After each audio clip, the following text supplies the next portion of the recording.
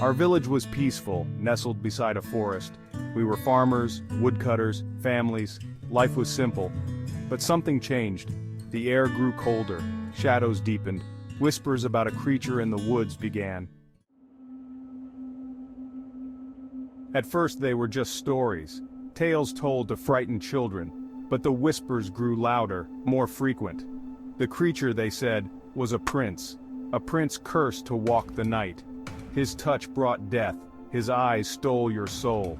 He was vengeance and fury, trapped in a form both human and monstrous. I scoffed at the stories. Fairy tales to scare children, I thought. But deep down, a seed of fear was planted. Old Marcus, the village elder, claimed he had seen him. Years ago, he was a proud prince, arrogant and cruel. He ruled with an iron fist, caring nothing for his people. One day, a witch cursed him, transformed him into a beast. His heart turned to ice, his touch deadly.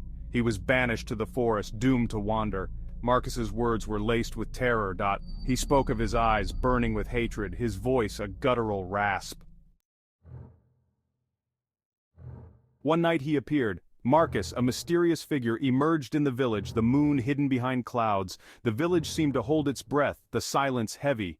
Then they heard it, a low growl sending shivers down their spines. He stepped into the moonlight and they gasped. His face was a mask of decay, eyes burning like hot coals, claws tipped his fingers, his body twisted and scarred.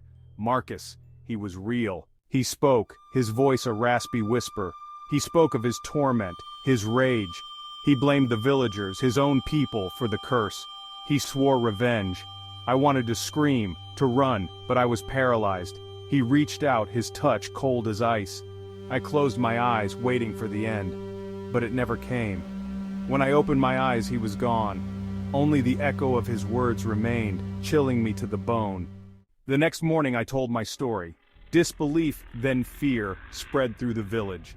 The whispers were no longer whispers, but panicked shouts. The prince was real, and he was coming for us. We barricaded ourselves in our homes, too afraid to venture out. The forest, once our solace, was now a prison of fear.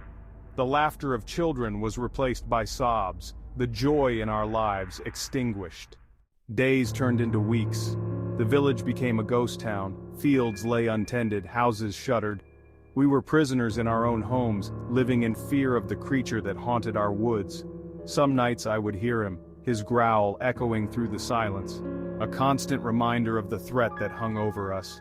The fear was a living thing, gnawing at our sanity. One day a stranger arrived. A hunter, he called himself, with eyes as sharp as his blade. He listened to our story, a grim smile playing on his lips. He would rid us of the prince, he promised. He would break the curse, free the prince from his torment. We clung to his words like drowning men to a raft. Hope, fragile yet potent, flickered in the darkness. The hunter ventured into the forest, armed with silver and spells.